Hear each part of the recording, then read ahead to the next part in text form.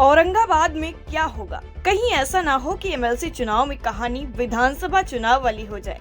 जब यही सवाल औरंगाबाद के भाजपा सांसद सुशील सिंह से पूछा गया, तो उनमें वो कॉन्फिडेंस नहीं दिखा जैसा उनकी पार्टी और गठबंधन के दूसरे नेता मंत्री दिखा रहे हैं। उनका कहना था, चुनाव में हार जीत तो लगी रहती है, एक बार सभी सीटों पर हार गए तो अगली बार जीत भी सकते हैं। आप लोग ये क्यों नहीं देख रहे हैं कि लोकसभा तो हम लोग लगातार जीत रहे हैं? सवाल तो पूछ लिया, लेकिन ये नहीं बताया कि पिछले लोकसभा के चुनाव में ये पूरा का पूरा रीजन और लगभग पूरा बिहार एनडीए जीता।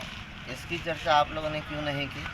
चुनाव है, इसमें परिणाम आते हैं, कभी जीत होती है, कभी हार होती है। ये जो चुनाव है एमएलसी का, ये स्थानीय निकाय के जो लोग हैं, जो चुने हुए जनप्रतिनिधि हैं पंचायती राज व्यवस्था के तहत, और नगर पंचायत के, नगर परिषद के, जिला परिषद के, ये लोग इसके मतदाता होते हैं। और बिहार में तो पंचायत का चुनाव 1978 के बाद सीधा 2001 में केंद्र में जब माननीय वाजपेयी जी की सरकार थी तब शुरू हुआ।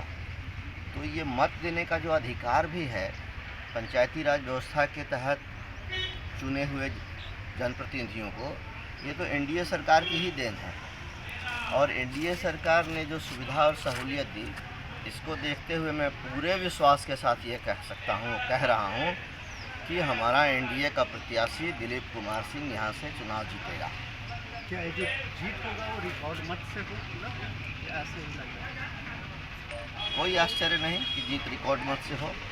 4 राज्यों के विधानसभा चुनाव का परिणाम बिहार के विधान परिषद चुनाव में देखा जाएगा। इसका तो असर होता ही है। 4 राज्यों में भारतीय जनता पार्टी की अकेले बहुमत की सरकार बनी, और देश के सबसे बड़े राज्य में प्रचंड बहुमत से बीजेपी जीती और वहाँ सरकार बनी। तो इसका असर तो मतदाताओं के ऊपर होता ही है। बिहार में एनडीए 24 सीटों में कितना सीट जीत सकता है, क्या अनुमान है? 24 सीट में एक आध सीट की मैं नहीं कह सकता, लगभग सारी की सारी सीटें एनडीए जीती। टाइम एट बिहार के लिए औरंगाबाद से दीनानाथ मौर्य की रिपोर्ट। औरंगाबाद में क्या होगा? कहीं ऐसा ना हो कि एमएलसी चुनाव में कहानी विधानसभा चुनाव वाली हो जाए। जब यही सवाल औरंगाबाद के भाजपा सांसद सुशील सिंह से पूछा गया, तो उनमें वो कॉन्फिडेंस नहीं दिखा जैसा उनकी पार्टी और गठबंधन के दूसरे नेता मंत्री दिखा रहे हैं। उनका कहना था, चुनाव में हार जीत तो लगी रहती है, एक बार सभी सीटों पर हार गए तो अगली बार जीत भी सकते हैं। आप लोग ये क्यों नहीं देख रहे हैं कि लोकसभा तो हम लोग लगातार जीत रहे हैं? सवाल तो पूछ लिया, लेकिन ये नहीं बताया कि पिछले लोकसभा के चुनाव में ये पूरा का पूरा रीजन और लगभग पूरा बिहार एनडीए जीता। इसकी चर्चा आप लोगों ने क्यों नहीं की? चुनाव है, इसमें परिणाम आते हैं, कभी जीत होती है, कभी हार होती है। ये जो चुनाव है एमएलसी का, ये स्थानीय निकाय के जो लोग हैं, जो चुने हुए जनप्रतिनिधि हैं पंचायती राज व्यवस्था के तहत, और नगर पंचायत के, नगर परिषद के, जिला परिषद के, ये लोग इसके मतदाता होते हैं।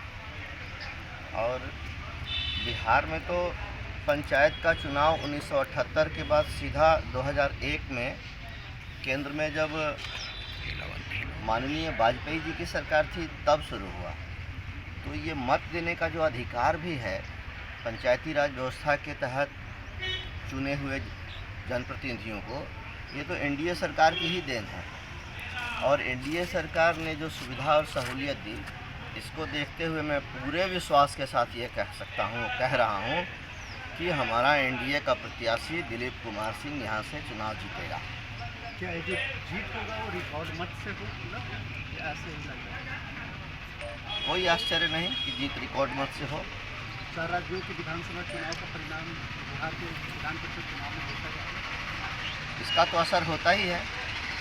4 राज्यों में भारतीय जनता पार्टी की अकेले बहुमत की सरकार बनी, और देश के सबसे बड़े राज्य में प्रचंड बहुमत से बीजेपी जीती और वहाँ सरकार बनी। तो इसका असर तो मतदाताओं के ऊपर होता ही है। बिहार में एनडीए 24 सीटों में कितना सीट जीत सकता है, क्या अनुमान है? 24 सीट में एक आध सीट की मैं नहीं कह सकता, लगभग सारी की सारी सीटें एनडीए जीती। धन्यवाद। टाइम मिनट बिहार के लिए औरंगाबाद से दीनानाथ मौर्य की रिपोर्ट।